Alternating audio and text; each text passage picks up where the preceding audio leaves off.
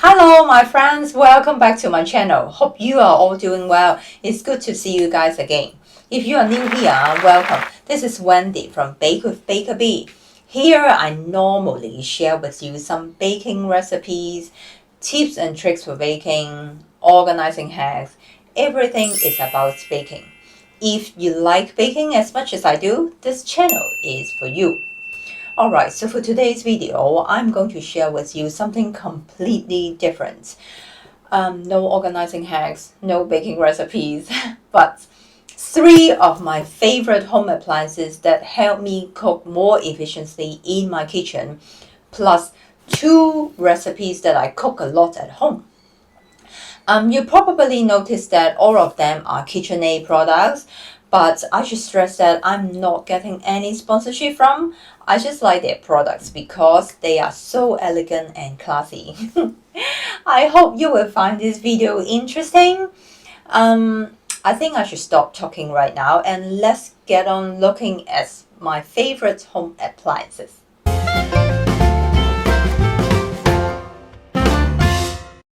My first kitchen appliance that I personally like it very much is this one, personal coffee maker. It looks so cool, doesn't it?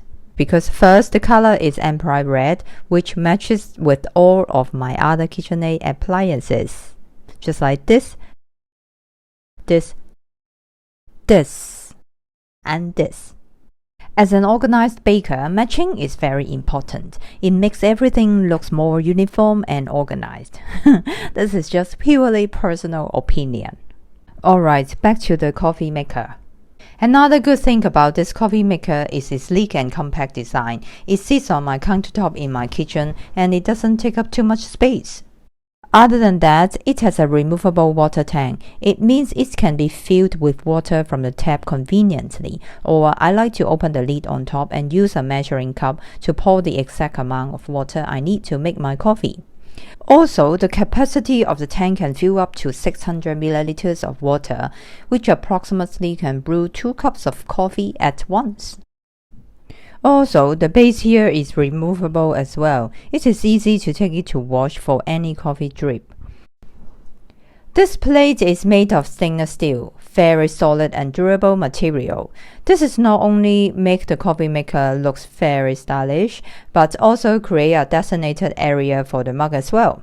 The design of this is to let the coffee drip exactly into the hole of the lid, so you won't waste any drip of your favorite coffee. Another part of the coffee maker I want to show you is the filters. It comes with 2 filters. I normally just add my favorite coffee grounds into this reusable filter. When the brewing is finished, it is very easy to remove the coffee grounds, then rinse it and let it dry. It is perfect for someone like me who loves drinking coffee but doesn't like washing the French press coffee maker. Now let me show you how I make my coffee every day using this coffee maker. Pour 300 milliliters of water into the water tank. Add 2 tablespoons of coffee grounds into the reusable filter, then close it. Then place the included mug under the drip. The final step is to just press the on button to begin brewing.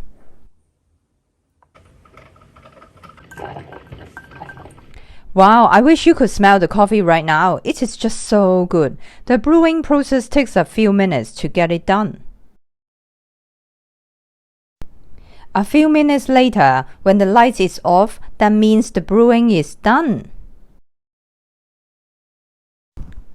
As you can see, there isn't a drip of coffee dripped onto the lid. The coffee is done. How easy is that? Now I just need to add a little bit of sugar and some milk into it, then I'm ready to go. My second kitchen appliance that I would like to show you is this one, 2-speed hand blender. It is so convenient and quick to blend the ingredients for sauces, smoothies, soups, and so on. I will show you how to make my family number 1 actually is my husband's favorite ultimate comfort dinner recipe, which is potato and leek soup later in this part. Alright, let's get back to the blender first. Why is it so convenient and easy to use? Because you just need to twist this blade and lock it into the blending arm. Then you are good to go. Also, this non-slip and soft grip handle is so comfortable to hold when continuously blending the ingredients. Once you have finished blending the food, you just need to twist the blade off for quick and easy cleanup. You like it, don't you? To adjust the speed, twist the setting at the top of it, just like this. Press the switch at the front, then you can start blending. This blender also comes with a 3-cup blending jar with a lid. It is very convenient for an individual blending job. I like using it to blend a mango smoothies. Let me show you how to make it. It takes less than 5 minutes to make. The ingredients are mango chunks, either frozen or fresh works well. Also, you will need plain yogurt, honey, and lime juice. That's it. All you need to do is place all the ingredients into the blending jar. Blend on a high speed until smooth. It takes about a minute or so. Once you are happy with the consistency, take the blender out. Then you can either put the lid on and take it out with you, or pour it straight into a glass and enjoy. Refreshing. Now I'm going to show you how to make our ultimate comforting family dinner using this blender. First, slice 2 large leaves. We will need to slice until the end of this light green part. Then the rest can be discarded. Then prepare some chopped garlic. You can squash it using the back of your knife. Squashed garlic is easier to chop. Or you can use garlic squeezer. It will be even faster.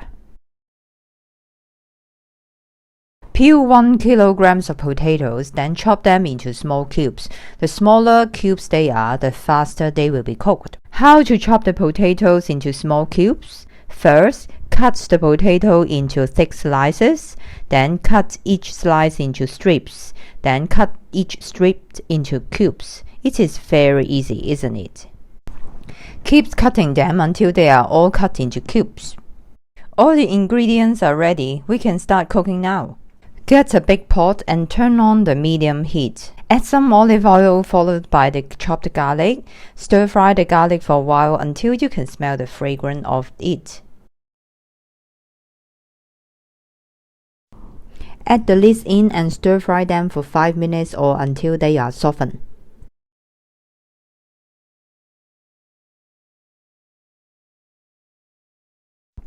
Just like this.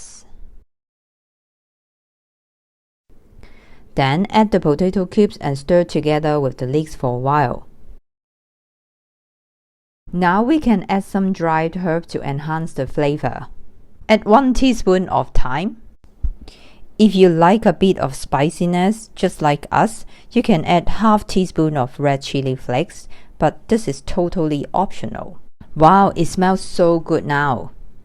Keep stirring it for a while to let the dry herbs release the flavor. Then add in 1 liter of chicken stocks. Of course, you can use vegetable stocks if you prefer.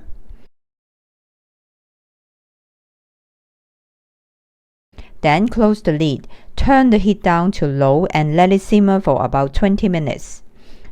Don't forget to open the lid to stir the soup once or twice during the simmering process to avoid anything stick to the bottom of the pot. Also, you can check with the potatoes. If they become translucent, that means they are cooked.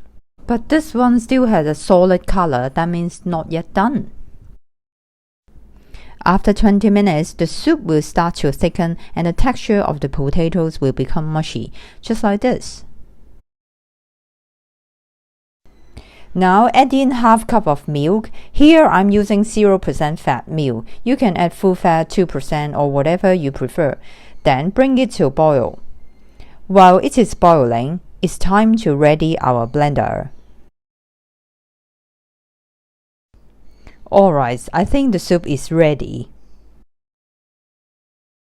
Remember to turn the heat off before we blend the soup. Place the blender straight into the soup. Start blending it by pressing the switch on the handle, moving around your blender in order to blend the potatoes and leek well. After a few minutes or until you are happy with the consistency, you can just simply leave the switch and twist the blade off from the blending arm and have a quick wash of the blade. How easy is that? Remember, never ever wash the blending arm. One more final step before serving. Add some black pepper and sea salt to season our comforting soup.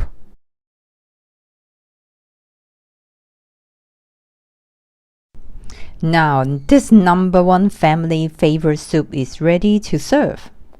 We like having it with my no-knead farmhouse bread with some butter. Yum! I will link the bread recipe in the description box below if you want to make it too. Last but not least, the last home appliance that I would like to share with you is this one, my mini chopper. Although it's named mini food chopper, it is not mini. I can say it is compact. This BPA-free bowl has 830 milliliters capacity. It is a perfect size for daily use in my kitchen. It comes with a stainless steel blade. If you have followed my channel, you know that I'm a big fan of stainless steel because it is durable. Look at this blade. Each side is just 5 centimeters long, which is small, but it is very sharp, which I think is perfect for daily chopping. Also, there is a hole on the lid which allows you to add the oil for blending the sauce. I will show you how to make my homemade pesto sauce later in this part. Now let me show you how this little buddy helped me save my time in my kitchen for daily chopping. Me and my husband love spicy food. We like adding chilies in our dishes. To avoid chopping 1 or 2 chilies every night, I like chopping them in one go. Wash them, then dry them with the kitchen paper. Then I cut all the stem off. Then I put all the chilies in this food chopper. Close the lid and press the switch. Just a few seconds, all done. If you want finely chopped chilies, just press a little bit longer. It depends on your preference. Look at that, it is fast, isn't it? Then I just need to store the chopped chilies in an airtight container. Now I just need to get whatever chilies I need to my dishes. This is not only save my time but also save the ingredients as well because I sometimes don't need a whole chili. Another great thing about this blade is it is locked in the bowl. As you see, when I turn the bowl upside down, the blade doesn't fall off. It is a very safe design. Now I can take the blade out whenever I need to by pulling the top of it. As you can see, I don't need to touch the blade in the whole process. That is very safe for me from getting cut. Chopped chilies, done. I also chop the garlic using this little helper. Super fast and handy. The most time consuming is just peeling the skin off, then get the chopping done in just a few seconds. You see, finely chopped garlic is done. Carefully store it in an airtight container. Now, no more chopping garlics every time I need it. Haha, how pretty is it?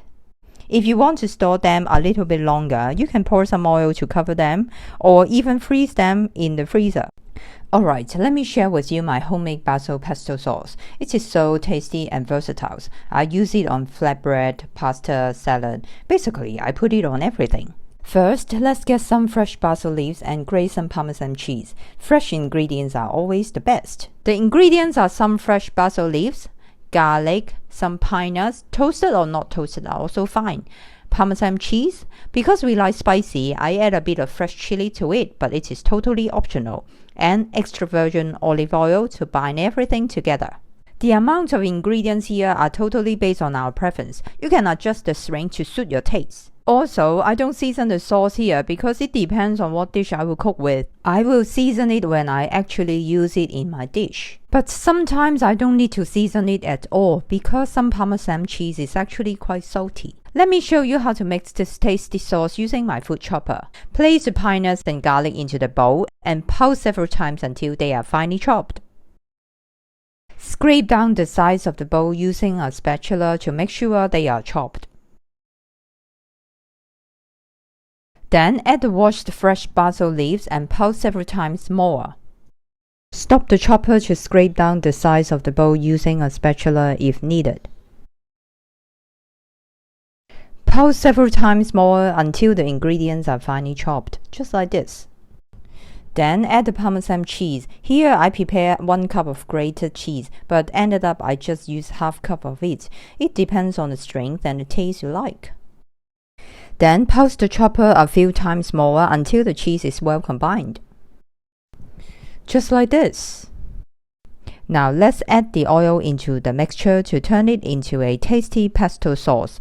While keeping the chopper running by pressing the switch, slowly add the olive oil through the little hole on the lid in a steady small stream. By doing this, it will help emulsify and keep the oil from separating. Of course, you can stop the chopper to scrape down the sides of the bowl to make sure everything is well mixed. Keep adding the oil until it reaches a paste-like consistency. If you like more runny texture, you can add a little bit more oil to it. But I like mine a bit paste-like texture because I will add more oil while I cook with it or adding it into the salad. As I mentioned earlier, my husband and I like spicy food, so I add some freshly chopped chilies into my version of pesto sauce. You know, this step is totally optional, don't you? Just give it a few chops. My version of homemade pesto sauce is done. I could not make any pesto sauce without this little buddy. It is perfect for my daily cooking in my kitchen. The final step is to keep the pesto sauce in an airtight glass jar and store it into the fridge. I can use it whenever I fancy, toss it with pasta for a quick sauce, dollop over baked potatoes, or spread onto my flatbread with roasted chicken. Yum! So that's it. I hope you all enjoyed the video, and the opinion that I share with you in the video is just based on my personal experience, how I use them. If you want to get one of them, please do some research online yourself or go to the physical shop to have a look at them before you make any decision. Also, I hope you enjoy the recipes that I share with you in the video, especially the potato and leek soup. If you haven't tried it yet, please give it a go because it is so tasty and comforting. Please like and share this video with your friends and family, and make sure to subscribe to my channel and hit the notification bell next to it so that you will be the first one to be notified when my video goes live. So thank you so much for watching, and I will see you guys in my next video. Take care and bye bye.